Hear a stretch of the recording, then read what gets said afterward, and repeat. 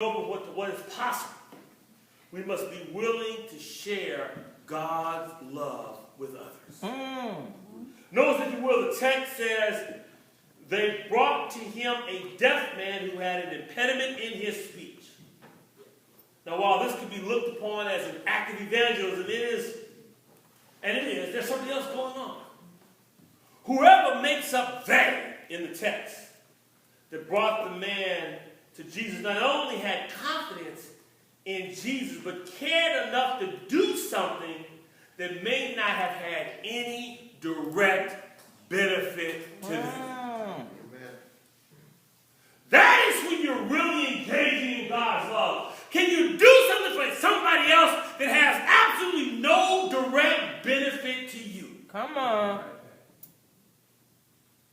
There is no higher form of love when we do something for someone that cannot reciprocate that love in return. Come on. But it's these gestures that get us closer to God. Yes.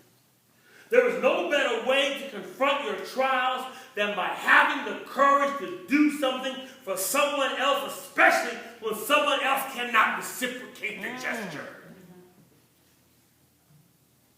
But to do that, our ears and eyes, and most of all our hearts have to be open spiritually. We can't worry about what it may look like, nor can we concern ourselves with waiting till our situation improves. Come on. In order to share God with someone else. Because if you wait for your situation to improve before you share God with someone else, everybody here got a reason to do anything. Come on. Yes. We all got a reason not to do, everyone ain't got a reason not to do anything. But that text is nowhere in the Bible. When I talk about sharing God, I'm talking about sharing God's love. Sharing God's peace. Sharing God's hope. In a culture that has little use for those who are physically challenged, this man in the text was a social inconvenience. But they took him to Jesus nevertheless. Are you ready to share God's love with those who are socially inconvenient? That's what the text is asking us this morning.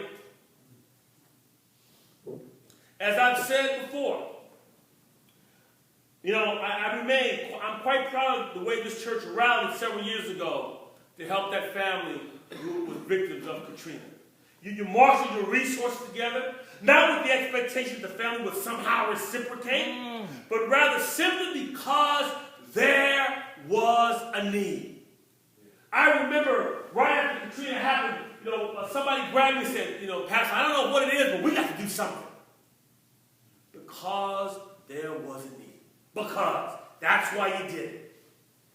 Y'all had your own stuff going on, but you still reached out in love because there was a need. Amen. And could we also not conclude that Katrina victims were, and still are to some degree, the socially inconvenient? Something else could have been mentioned in one of those conventions.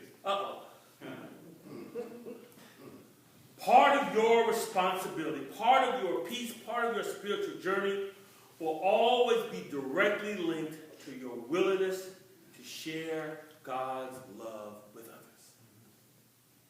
Second lesson from the text that I got, there's more. You can go home, like the teacher's pet, and find about 4 or 5 more. I know you can do it, but I'm only going to give you 3. I'm only going to give you guys 3 today.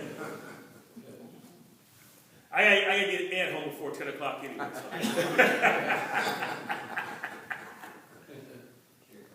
Yeah.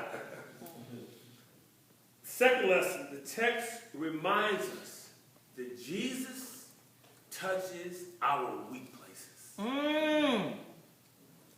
In verse 33, it says, then Jesus took the man out of the crowd. He placed his fingers on both ears. Then he spit and touched his tongue. When we read the text just before this one, what the people had asked Jesus to do was to lay his hands on the man. But Jesus didn't just heal his physical problems and then make them go away. Jesus instead took the man by himself away from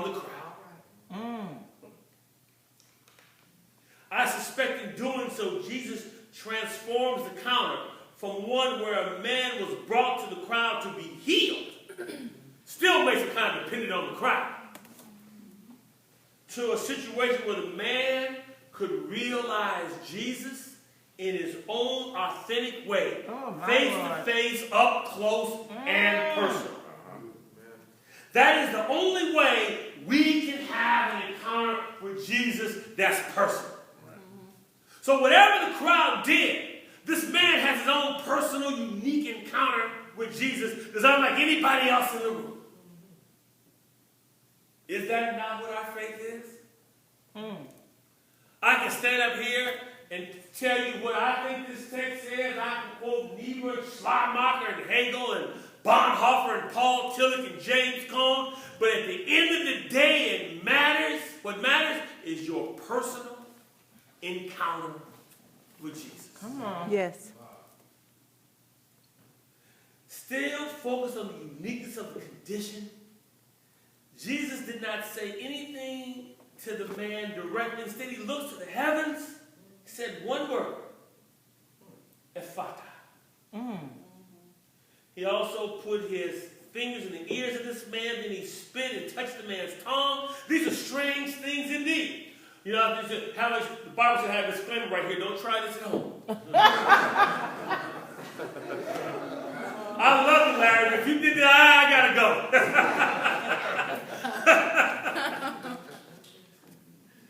go. But the place where Jesus touched him with his hands were the places where the man was weak. The places that had kept him from being whole. He had suffered so much on account of his inability to hear, his inability to speak. Jesus touched him in that weak spot that fueled his cruel treatment, the spot that was the genesis of his tears, the origin of his heartbreak, the place that kept him up all night long. That's where Jesus touched him. So where does the root of our hurts and sorrows lie? The problems that each of us experience are different. Those around us may not understand. They may be unable themselves to hear the cries of others. They too are suffering from their own impediments. But the text reminds us that Jesus will place his fingers on the weak parts of our condition, our situation, which may seem so hopeless, so powerless, but yet becomes the very reason for Jesus to take us away from the crowd in order to have an authentic, face-to-face, up-close, and personal encounter. Wow. Finally, we must simply be open to what is possible. If you don't leave anything with else, leave with that. You just got to be open to what is possible.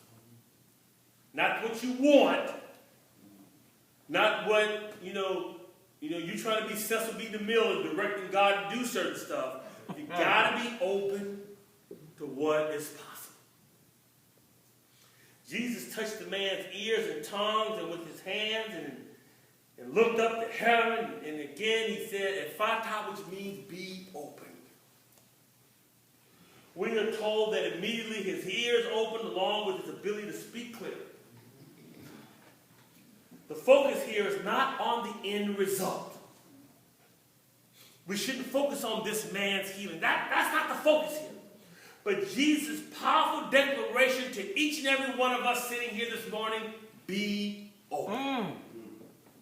When we are open to what is possible, not only will we hear the cries of others and gain our ability to speak to injustice, but we will also gain a better appreciation for the path that Jesus wants each and every one of us to follow. When we are open to what is possible, no longer can we sit on the sidelines as individuals and collectively as a church, sitting on the park bench, comfortably eating our meal while chaos is all around us, and we were waiting for somebody else to take action. And by taking action, I don't mean you got to lead a march. I don't mean you got to pass legislation.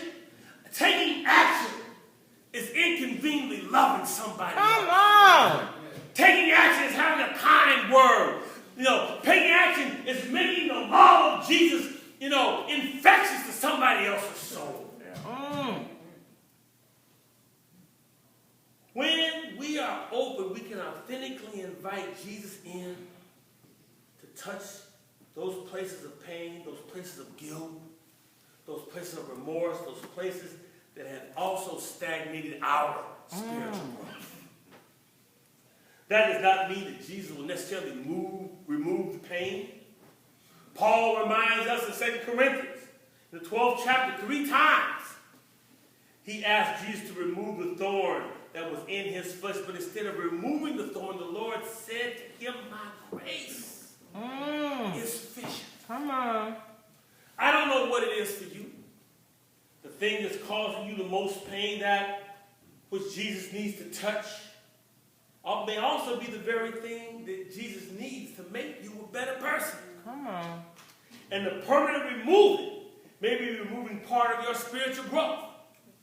You may need that thorn digging in your side to keep you on your knees, to keep you in close contact with Jesus. Come on. The clarion call to be open is to do so while navigating through the absurdities of the human condition along with the contradictions of sin. But are you open to what is possible? That's the question God is asking us this morning. Are you open to what is possible? I know you're open to doing the same old thing, the same old way, getting the same old result. But are you open to what is possible? I know you're open to the pain, the setbacks, and the frustration. But are you open to what is possible? I know you're open to holding on to stuff, what your ex did, what mom and daddy didn't do. But are you open to what is possible? Are you open to the possibility that God can do a new thing by using your old stuff? Are you open to the possibility that not only can Jesus take your impediments and use them to make you better, he can actually transform those barriers into the very foundation of your strength, just as he took the cross, the source of his execution, and made the symbol of his movement? Are you open to the possibility that the eyes of the blind can be opened, the ears of the deaf unstopped, and the tongue of the voices shall sing for joy? Are you open to the possibility that water shall break forth in the wilderness, streams in the desert, the burning sand shall become a pool, and thirsty ground will spring of water? Are you open to the possibility that they that wait on the Lord shall renew their strength? They shall mount up with wings of eagles. They shall walk and not get weary. They shall run and not faint. Are you open to the possibility that weeping may endure for a night, and in some cases already has, but joy comes in the morning? Are you open to the possibility that every valley shall be exalted, every mountain hill shall be made low, the rough edges made smooth, the crooked places straight? Are you open to the possibility that the glory of the Lord shall be revealed? And all shall see it together. Have a spicy week, resurrection. Amen. Ooh, that was amazing. I mean, man.